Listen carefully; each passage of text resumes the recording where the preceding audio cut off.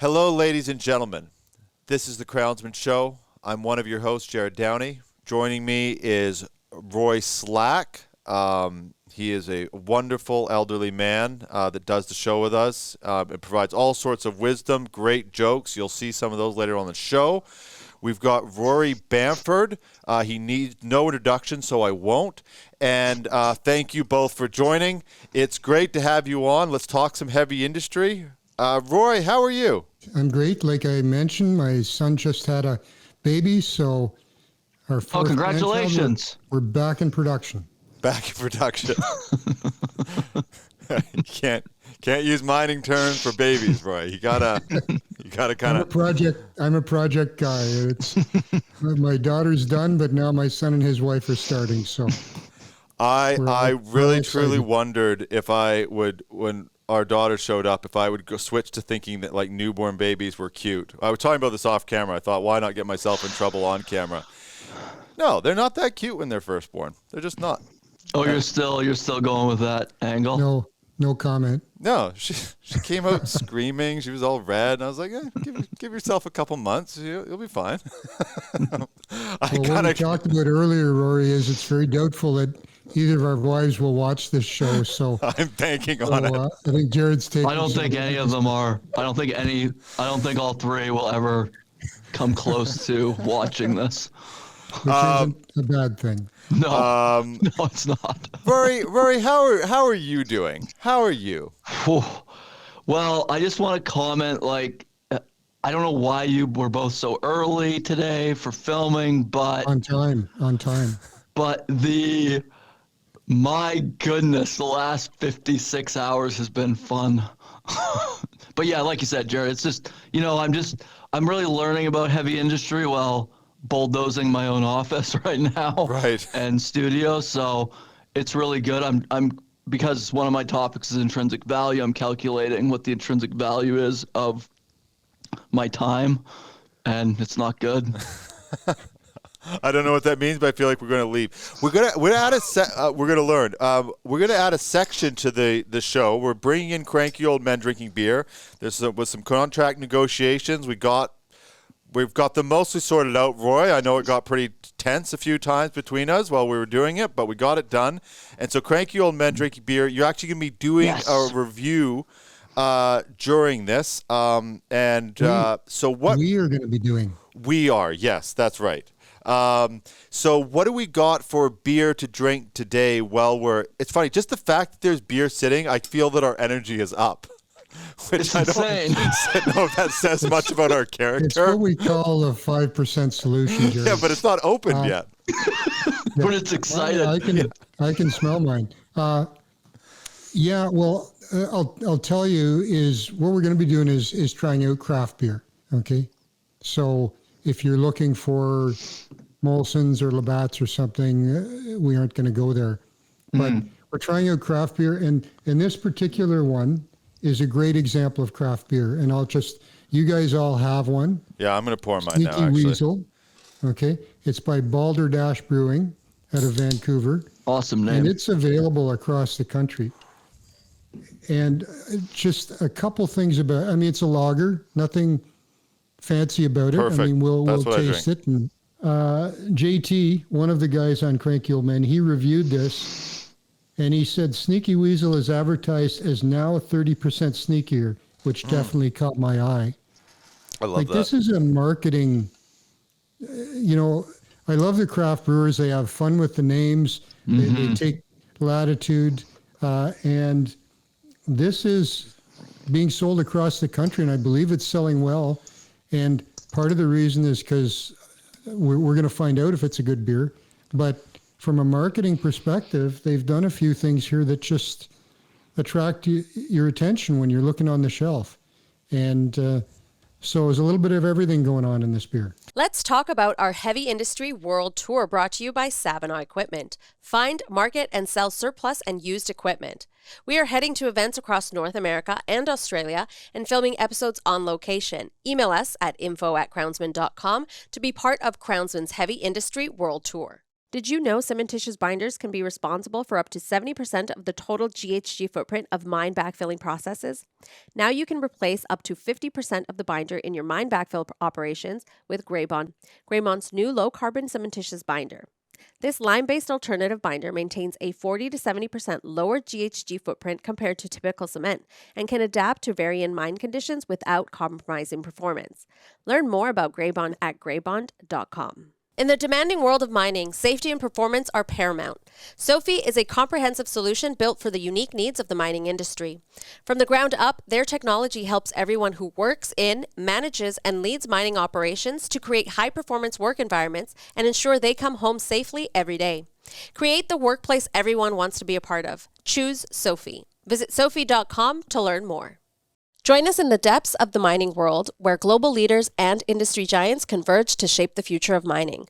From groundbreaking technologies, advanced machinery, revolutionary safety measures, to sustainable initiatives. This is the voice of mining. This is Mining Now.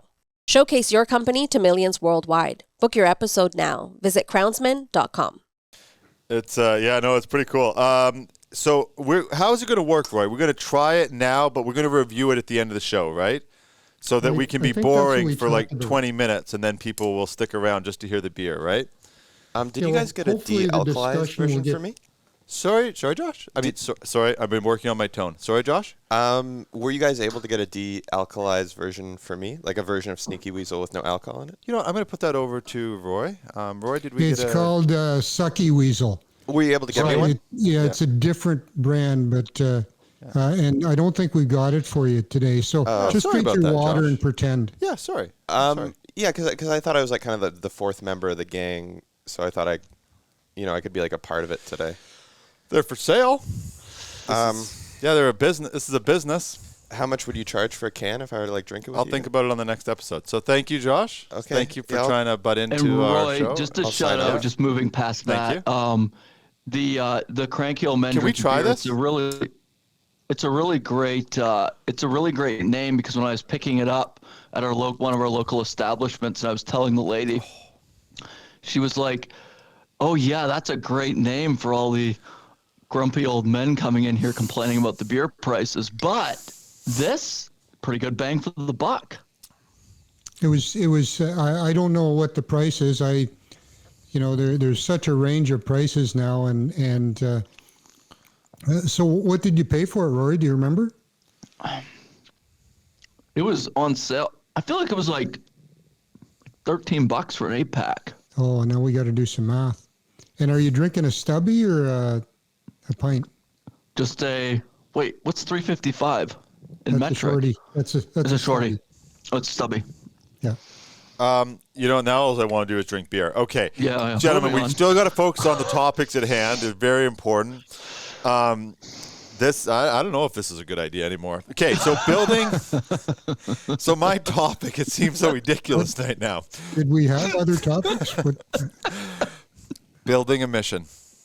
How to build a mission for your company's growth and success. Josh, anything to add? I'm kidding. Don't. Josh, I think I've been actually quite good the last because I haven't seen you for about a month, so it's actually been quite nice around here. Sorry, Josh, that was rude. No, I apologize. I feel like you just commented on how you've been nicer to me and then immediately hurt my feelings. I'm sorry. Josh, just wait until you find out the business model for selling you the beer. Yeah, well, no, I've got it. No, I was joking. I've had to have it sorted out. I knew he'd want some. Good. Okay, so for the mission stuff, I was thinking about which companies have good mission statements. Now, this is not a comment if you don't like Facebook or you love Facebook. I just thought of companies that give really good ones. And Facebook stood out to me. Give people the power to build community and bring the world closer together. Now, you could argue it's probably brought people a little too close together sometimes, kind of created conflict. But I have to say, that mission, they've actually delivered on that. Their community setups, the way they've set up Facebook, the way you can connect with someone that you didn't know, you went to school with 30 years ago or 70 years ago or whatever, you can connect with them. Another company I wanted to point out was Bosa. Roy, do you know who BOSA is? I know of them, but I don't know much about them. I think they're primarily West Coast. They build quite nice apartments. So if you go to buy, when we were buying, our apartment complex was not built by BOSA. But when we were talking to the real estate, they said basically if you buy, the real estate agent said when you buy from a BOSA property, you kind of know there's going to be a certain level of quality. And so I was interested in that. And so I looked up there, and theirs is every day we imagine, plan, and build extraordinary places where people can thrive. And if you look at their projects, their mission statement matches up with that. They're always in good spots. There's always something a little bit, just a little step above, not so it's still accessible to the market, but it's a little step above. And they actually hold to that mission statement. Komatsu, and Roy, I'm actually curious about your experience with Komatsu. We build machines to answer the needs of society, and we build gentle giants. I thought that was an interesting one. Have you ever much experience with the Komatsu gear, Roy? Yeah, sure. Sure. Do you think they land that we build gentle giants? I think what you're seeing is companies that have to define a purpose beyond making money. Yeah. And I've talked about this within our company is that, how inspiring is a mission or a vision statement. Our aim is to be profitable and make money for our shareholders. Mm-hmm. Think of yourself as an employee and, does that motivate you to get up in the morning? And we talk about trying to align the values and the mission and the vision of the company with those of our people. So creating purpose beyond profit. And that's what we're seeing companies doing. Where the rubber hits the road, so to speak, is it a statement that is being made to sound good, or do people truly believe in that? Yeah, and you begin to see that. Yeah, well, this is what I want to just read off two more actually. Mack, we build everything born ready for the toughest conditions. Mack trucks, and they're known as trucks that are good in those tougher environments. And they use them a lot you'll see them locally on construction sites and that they really find a nice niche in the market. And like ours, like Crownsmen, for instance, is the go-to partner for heavy industry. That's our mission. That's what we want to be. Do you think, though, Roy, we've already touched on it. Now it's just an interesting thing. Do you think companies, because all the ones I've written out, they are like Facebook's is kind of community-based, but they're kind of a community-based company. But it's still about connecting people. It's quite specific. Yeah. Do you think I feel like a lot of companies go too wide with their mission, like to make the world a better place. It's like, that's not really a mission. We kind of all want the world to be a better place. So if Crownsmen was and first of all, the way I approached it was our vision was why, and our mission statement was how. Mm-hmm. So sometimes different companies do it different ways, but I'll ask you a question for how would you develop the vision and mission for Crownsmen? Would you do it with a committee and polling the public? Oh, this is interesting. Yeah. So what I'm getting at is when we established the vision, mission, and values for cementation, I wrote them. They were personal. I was committed to them and passionate about them. And then I reviewed them with my team, and they were aligned and we were on board. But they were developed, they were personal. Yeah. Mm-hmm. And I think more and more, certainly in a large company, you'll see a committee developing it, feedback. And what's the old saying about, what's a camel is a horse designed by committee? I feel the passion gets watered down when the larger the group that gets involved. Anyway, that's a personal opinion. That's quite an interesting opinion. Rory, what do you think on it? I actually think when we were developing like the mission and like even the values, like for our values, we've got affordable, flexible, and exceptional. And I think that those all really play a part of being like leading into like the go-to partner of heavy industry. I actually, in looking at that, I just realized it would be one word I'd probably add, because I didn't even realize that wasn't. Be the go-to partner for heavy industry content is basically what we are doing every day. But see, so Rory, I would challenge you on that, because that is what you're doing today. Mm-hmm. But you're already talking. I mean, your group is growing. You've got a huge client list and all these different things going on. I mean, what's the next step? You know, that's one of the things we try to do, is not make the vision broad, so that you have the chance to grow and the chance to incorporate new ideas and maybe do new things. See, this is an interesting thing, though, and this is why, like the Mac one, we build everything to the toughest conditions. Mac knows, and I've talked to them, so they know where they fall in within all these trucks in the market. And I think the mission should be reflective. Somebody should be able to read that mission and go, oh, that reflects the company that I know. So when we say, for instance, be the go-to partner for heavy industry, or be the go-to partner for heavy industry content. Well, the content, though, is a development side. If you say the heavy industry sector, you want to be the go-to partner. Oh, yeah, true. We don't. There is always content that's coming out in heavy industry, announcements, acquisitions, new technology. Do people now, when they do that, it's the first thing they think, we have to go on Crownsmen and let that audience know what we've done? Well, we haven't accomplished that yet. We are not even close to that. No. So that is a huge, it's very specific, but it is that mission will never be completely reached. We'll never get there, because there's always going to be something new, and there's always going to be a company that comes out with something new that their first thought is not, we have to go and get this on. That's actually that's a good point to bring up, because that is what we talked about when we were like reviewing that, is we want people with new products. Like we had CM Columbus McKinnon, they did a product launch on the platform. So that was like kind of accomplishing part of that mission. And we actually have had a few this year that have done product launches. I'm thinking of like people that I've worked with directly, but I think that's a interesting point to bring up, is like we would want to, in a way, like when we're talking to people, like really bring up, like, launch your products on our platform.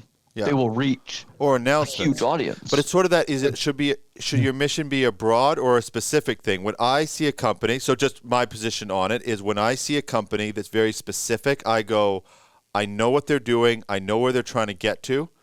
As soon as I see, it actually raises a flag for me when I see we want to make the world a better place. I go, okay, maybe you do. So, you know, when I think about Crownsmen, and I almost think of your vision or mission to be the voice of heavy industry. Slogan, yeah. And there's a lot of layers to that, because people often think about that as advertising. Right.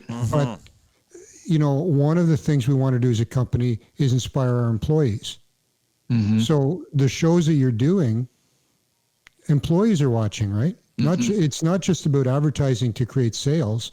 It's about creating a culture that employees can relate to, or the public. You know, we always talk about the image, the public image of our industry. And there's a platform there for companies to talk about their commitment to the environment, to talk about their commitment to safety, to improve the image of industry. Roy, I've got a question. Industry. Yeah. You were saying, I thought it was interesting you brought up the environment. So what I've seen in reading a lot of annual reports is every single company, probably in the last 5 years, has put something to do with it in their annual report, except Berkshire Hathaway. They're like, leave us alone. And they're just honest about it. People bring it up at their shareholder meetings. They're like, honestly, we could calculate that. People ask us like what our emissions are. We're not. And do you think a lot of companies on the environmental, like I've seen some products that like this is actually going to impact have a positive impact on the environment, especially in heavy industry like oil and gas. Right. So it's part of their mission because it's authentically Yes. part of the mission. But I see a lot of companies, I'm like, you're just literally writing out cliff notes. Have you noticed that as well across? Like, I like to see when it's genuine. Berkshire Hathaway goes to that, like they go to the extreme of that with how honest they are. But do you find that like companies could actually do a better job on the environmental side and like how they can have a positive impact? Before Rory, before you answer, I just wanted just kind of reframe what Rory just said a little bit because I kind of want to add to it because it's like, should the mission be where your company is going, what you're trying to do, or should it play into the factor, like you mentioned, even employees? To me, if I'm an employee, I want to know what the company is trying to accomplish. People work very well when they have a mission. It's much more fun to do something when you know where you're going, as opposed to being catered to, like every 100 employees are all going to have different values. Those are the individuals. So kind of building off of what Rory said, like Berkshire Hathaway, it's not part of their mission. It sort of seems to be like, it's like that all, it's, I mean, we just did if you have watched the debate the other day of the U.S., there's just a whole bunch of dribble coming out that you don't really know what the actual answer is. I like it when I go, I can see the answer. So I'm just kind of putting the context of what Rory's saying, because I think it's quite an important part of developing a mission. It used to be that companies that did an environmental report would stand out. Now that everyone has to do one, and I'll be very honest, I mean, I'm on a couple of boards, and you get a 200-page report. I read the first one. I didn't read the one that came through the second year. I skimmed it. Maybe I'll change track a bit because I invest in one mining company a year, and I've got a lot of knowledge about the industry, but what I invest based on is the people on the board and the people running the company. So whatever that report says, if I know that the people running the company are not aligned with that report, then it's just woke. Right. Right. But if I know that the people are committed to safety and are committed to their people and are doing it for the right reasons, that gives me confidence. That's an important they've been distinction. successful in the past. Yeah. So, you really have to be careful because there's templates. It's all out there. Yeah. A number of investment groups are demanding that companies publish things. There's public ratings.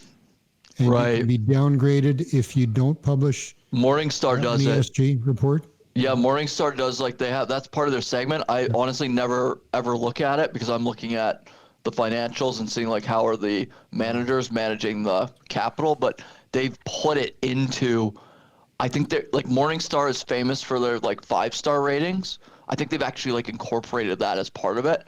Whereas I look at it and I just know there's so much fluff around it, like those templates. They just spit them out. They all sound the same. Yeah, they do. I just because we obviously want to get to other sections or other topics here. Rory, I think you touched on something important. Well, no, Rory, you touched on it, and then Rory, you built on it. Is the honesty part? It's like, let me know what the honest. If the people behind, I'll give an example. We just had a chat with Gus Miner. Yeah. Gus Miner is genuinely invested in, he's invested time, money, resources, people in safety for industry. When he talks about safety, I listen to him. Some people talk about safety, and I can barely get through 2 minutes of the conversation because I know it's just bullshit. They do not care. I know, I can tell by the way they're talking about it. When Gus talks about it, I listen to him because I know it's coming from a person that is invested in safety. That makes a big difference. And I think people can smell it even on a giant corporation. If it's a genuine thing, like when I see, Komatsu, we build machines to answer the need for society, I'm like, yeah, they do that. Look at their lineup. Look at all the little sectors. Look at these adjustments they're making to their machines and all the little things that they're putting in and the safety features and that. I know they're doing it because I've seen them in their machines. It matches up. When it doesn't match up, then it stinks. That's my thought on it. I don't know if I'm right, but that's my thought. Okay, so let's go on to Rory. Actually, Rory, why don't we go into what are you discussing today?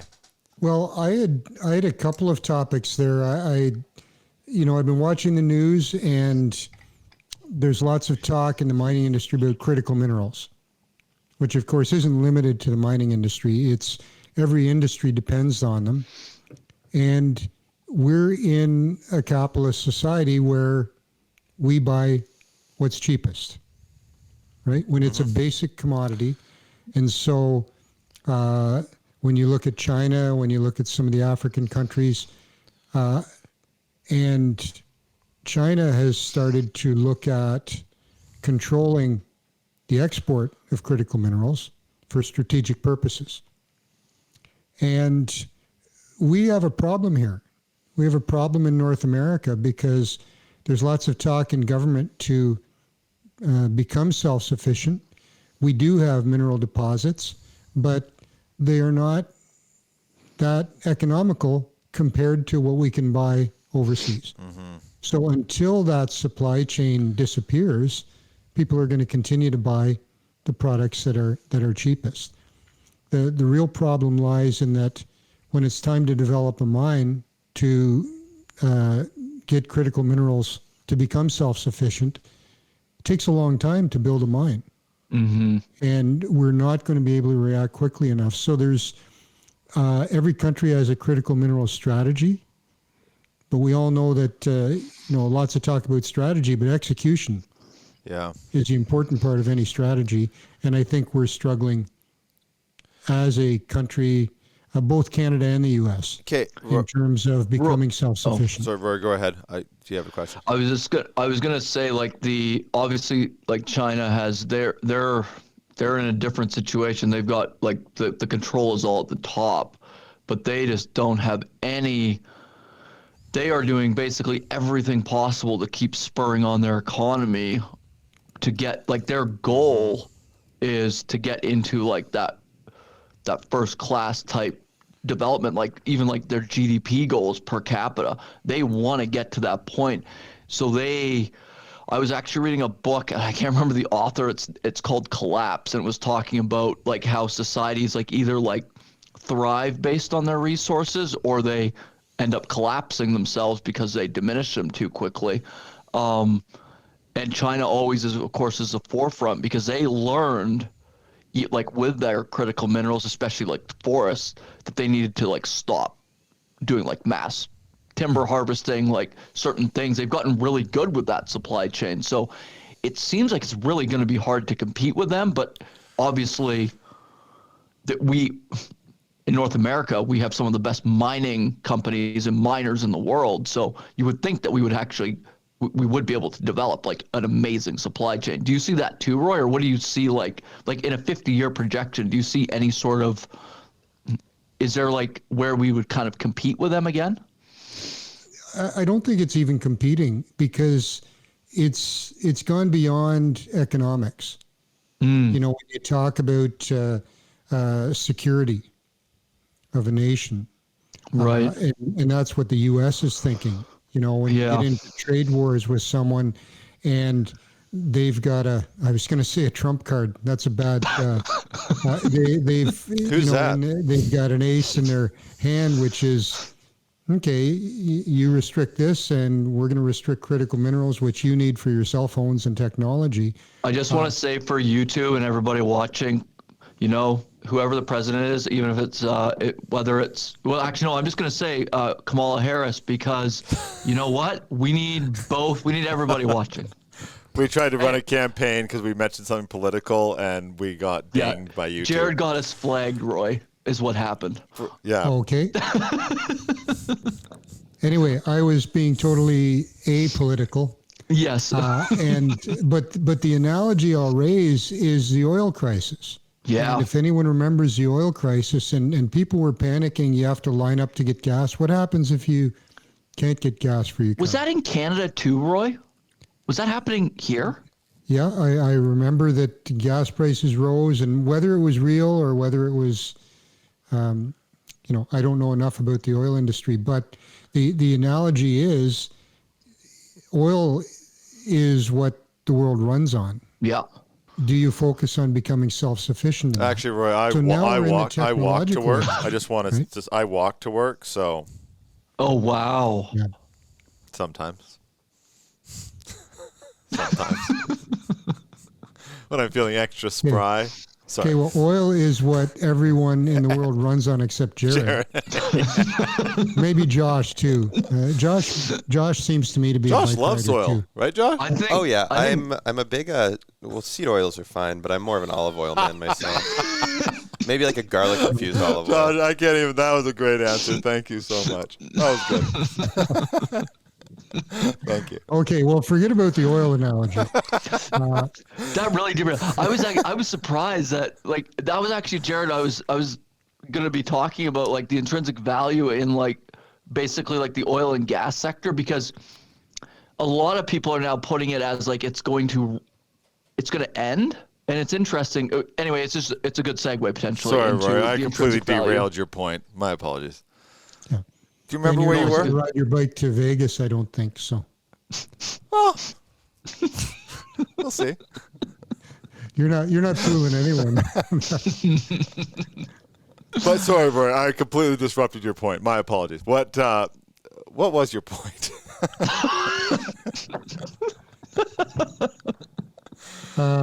So we're back to critical minerals. That's what I was talking about. And The security of it. I think when economics mix with government, things slow down even more.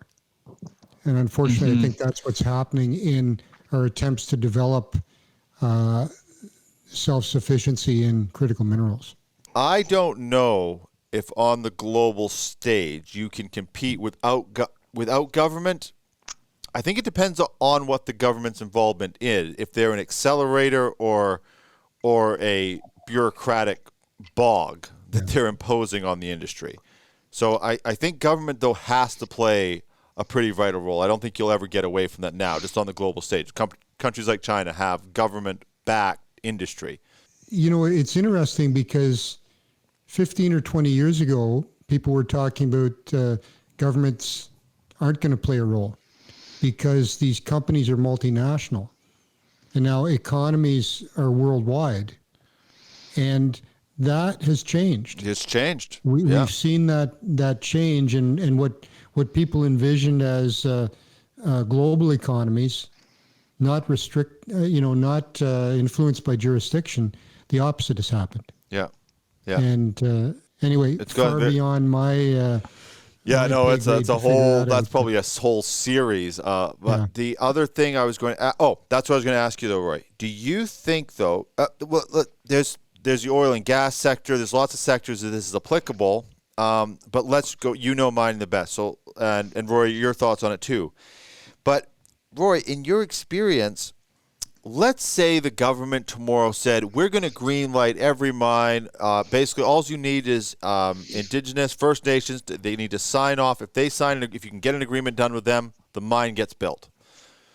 Let's say that happened, which I don't know if that could ever happen in Canada, but let's say it did. Yeah. And the mine went from being 15 years to getting built in 2. Would it still be able to compete? I still don't think it would compete with a mine that China has bought in Africa that's, practices are below standard. I still don't think that would it make that? It would make a difference, but would it make the difference? I think if you want to be self-sufficient, some of these minerals will have to be subsidized, unfortunately, which means Right. we will be paying as taxpayers for the security of these minerals.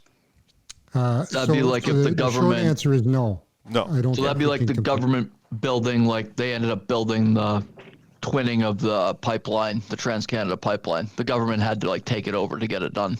Yeah. Well, yeah, and there's different ways to do that. I mean, tax-free incentives for business, which basically means that there's new businesses that aren't carrying their weight, and you and I as taxpayers are paying for that. Yeah, people love that kind of There's stuff. different ways to subsidize business. Yeah. Yeah, we need a little more knowledge probably to how to figure that one out. But do you think there's any way around that, or is that's the solution? Like, I don't know if is there examples of any other way? Like, Rory, you talked about resource. You're reading a book right now. I forget what the book is, but you talked about like Japan. They're documenting every tree that gets taken down, and that's a collapse book. Again, we can put a link to it as well. It's they realized like early on, like they're one of the most forested countries in the world now because they have records of all of that. So they then went and brought in timber from other countries that were willing to sell it. So of course that causes damage to these other countries that are just they're not managing it properly. So what I've noticed, same thing with mining, right? Same thing with mining. It's happened throughout the centuries.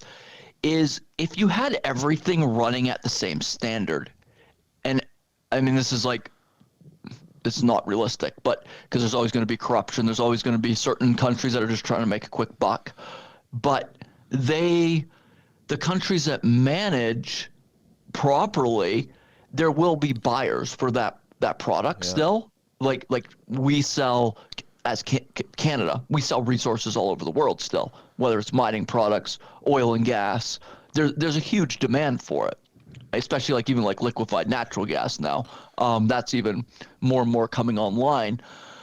But yeah, Japan was a great example of going, we need to be really careful with our limited resources about if we go and harvest all this timber, we're going to change our weather, we're going to change our landscapes, our flooding.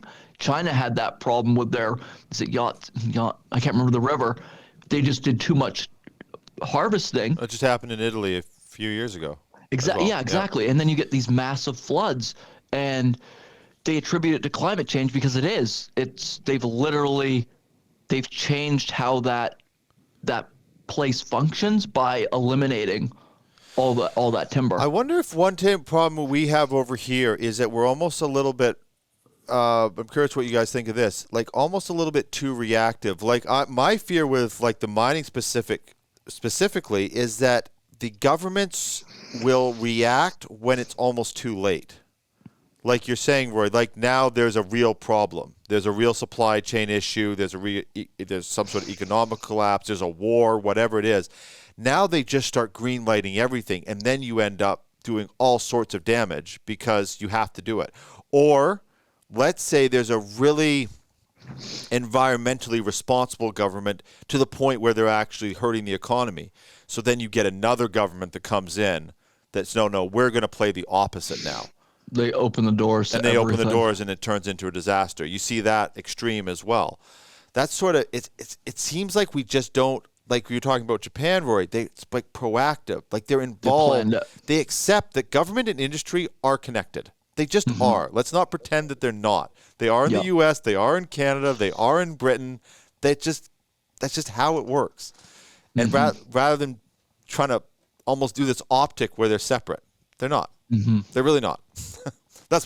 What do you think, Roy? I know that's kind of not a very. Well, I think yes, you're correct, but I think the approach is different. When industry and government are partners, it's an interesting scenario.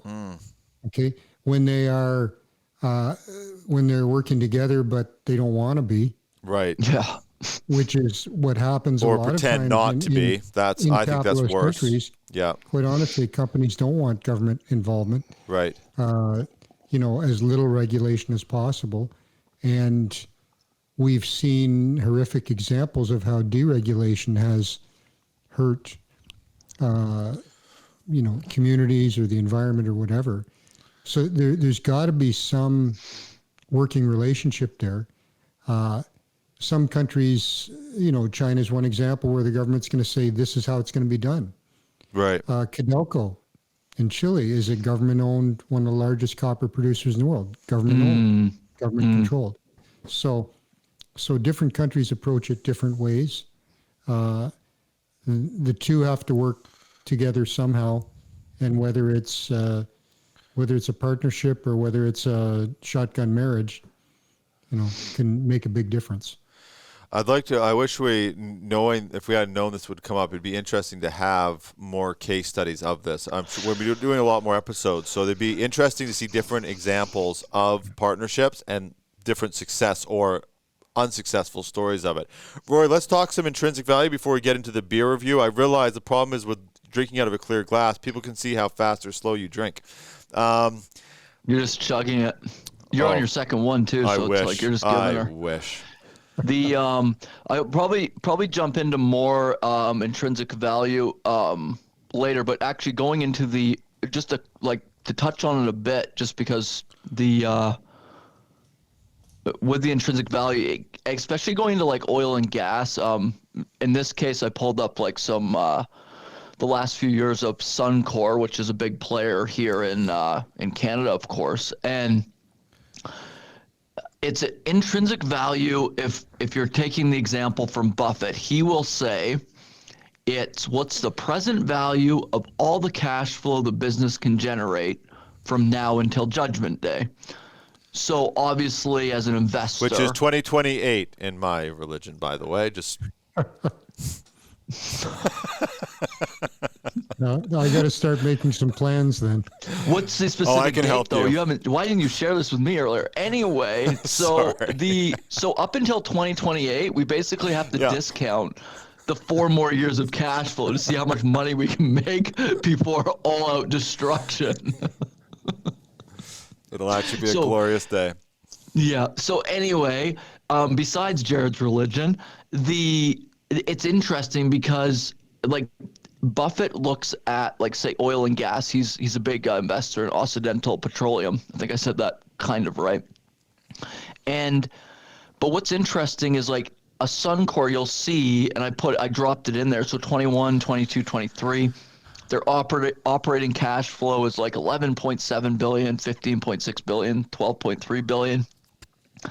And they're investing now because they've got a lot of their facilities are already up and running. And I've made investments a couple times in Suncor, and not currently though. But you'll see like their investing outlays and their financing outlays, along with capital expenditures, they're still generating pretty good cash flow. So you'd be able to use like say the past 10 years and go, okay, how much are they saying they're going to be able to produce in say the next 10 years? How much profit or how much cash flow is that going to generate? What could I pay for that today? And will it give me a proper return? So like for me right now, I use a hurdle rate on that cash flow. I use a 6.5% hurdle rate. So I'm discounting the future value estimates of cash flow at 6.5% just because of the current rates now. So that intrinsic value, everybody can calculate it a little bit different because you can put in your own margins of safety, but it does give you, if as an example, let's just use easy numbers. Let's say you're going to invest $50 million into a business, and because you think they're going to return $50 million over the next 5 years, well, that's going to be pretty good, because then after those 5 years, you're all cash that's coming in if you think those rates are going to increase. So intrinsic value, that's kind of like my quick understanding of it, but it's a really important thing to look at when you're going to be investing into a company. So let me give you a scenario. Okay. Again, a mining scenario. You've got a project, $1 billion project. You've looked at the internal rate of return, which you've defined kind of as intrinsic value. We use like a 5 to 6% discount rate, so similar to what you mentioned. Yep. And the financial evaluation of that is about 10 years. Anything beyond 10 years at that discount rate doesn't really impact your capital. Right. So let's say we've defined, based on the reserves, we've defined a hurdle rate of 15% internal rate of return. Okay. Yeah. Below that, we don't do the project. Above that, we do. Yeah. Okay. there's potential for more ore there, but we haven't explored it. Okay? Yeah. That's the other scenario. Now I'm going to add something to it. It's the only employer in the community. It employs 2,000 people. I'm just going to add that. Mm-hmm. Okay. So now you've got an intrinsic value based completely on financial. Mm-hmm. And let's say that comes in at 13%. Right. Okay.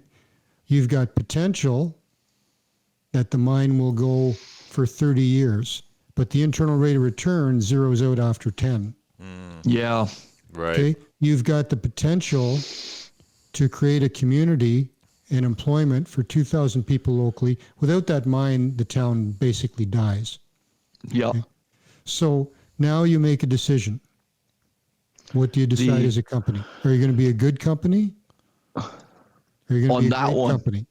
Yeah, on that one. Well, we'll that's hand a this real over to scen- Josh. That's Josh, a real scenario. what would you But do, Josh? Well, I was really focused on this switching between that and looking at how much more time we have on this drive. But I think I heard good company. I would be a good company. Great answer. But that You is a should run good for politics. Yeah. I want to have but a that very is- good company, folks. Beautiful company. I don't know who you're imitating there. Yeah. No idea. I was doing JD Vance. Who was I imitating there? No. Laughing Kamala. Don't. Okay. Can't okay, say no. the names. We get flagged. One beer, and Josh hasn't even had a beer. Josh and hasn't Jerrod and even had Josh a are beer. off I the just let him- rails. I've had 3 Tic Tacs and a coffee today. I haven't had Those are my breakfast. Tic Tacs. Oh, there might be a buble in there somewhere. I don't know. It's bubbling. So, Magical Rory, I was trying to flex so you wouldn't have to answer that question, but now you have to answer it. Oh no, I was gonna go all in for the mine. Because the intrinsic value on the 2,000 families, that's the thing. Like in local mining communities, Kamloops is a great example. Mines, 2 local mines. This spinoff is massive. You've got Tech Resources putting in millions of dollars to build the new emergency ward at the hospital. You've got New Gold with all the suppliers, all the jobs that they're including our friends and family that work there. Just phenomenal, high-paying jobs that continue to help fund that community and expand it. Now, then you get into the politics of it, of the local communities that can't manage cash properly, but we don't need to go into that. But sorry, Rory, maybe I'm confused, but you're saying there's not the business, the business case as an investor is not, putting the families aside, is not as compelling. I think as a company, you really have to look at win-wins. Okay, so you have to take care of your shareholders. Yes. Okay? But you have to also look at all of the stakeholders.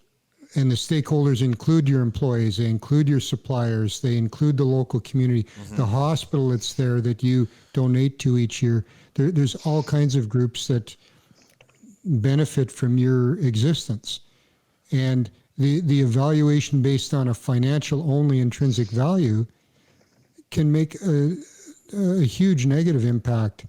See now, Roy, what I would say on this, and I know we'll have to wrap it up soon, especially for the beer review, what I would say, for me as a small investor and managing, I don't look at any of that when I'm investing for future projections, because I'm small, I'm going in, okay, if I'm going to buy Suncor, are they managing my small amount of capital properly?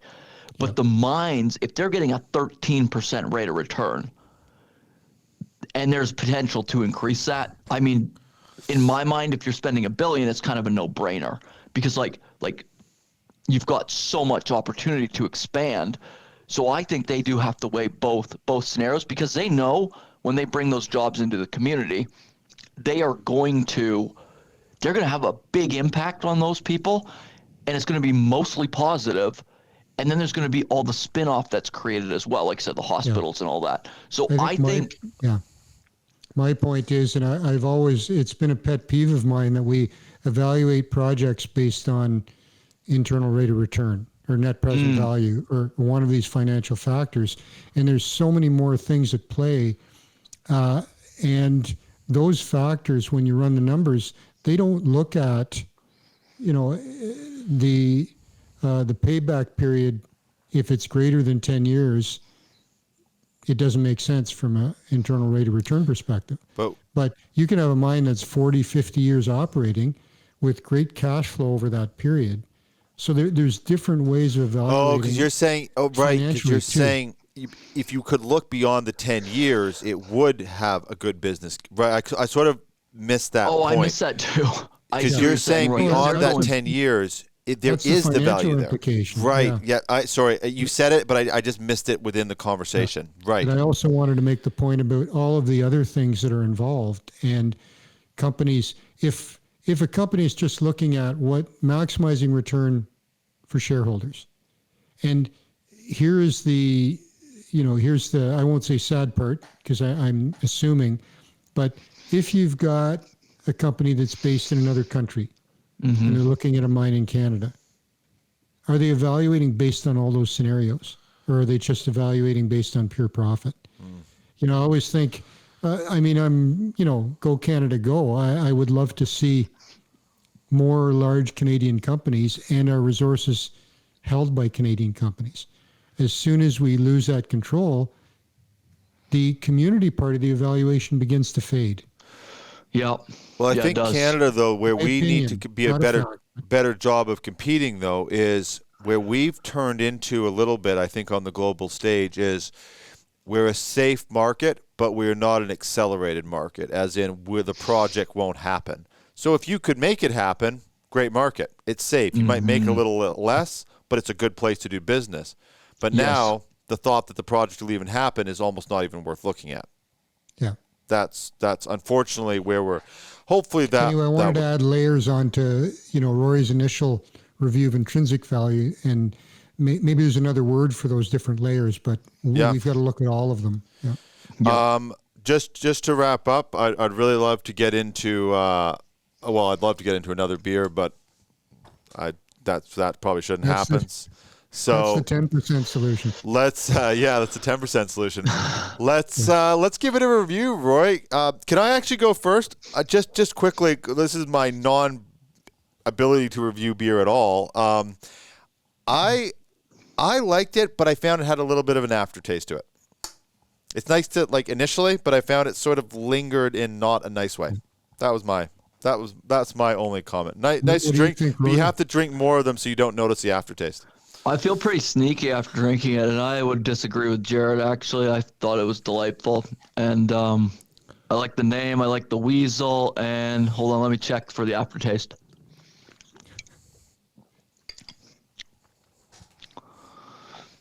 I taste nice notes of oak, which is nice. I'm kidding, I have no idea. I do love the branding. The branding is, it does, I don't know if it gets better than that. Balderdash also has Wily Wolverine, and there's a theme there. So Sneaky Weasel is just the one that's distributed nationally. I see. What is your professional review, Roy? For Cranky Old, sorry, I need to get paid. Drinking beer. How much do we make off that?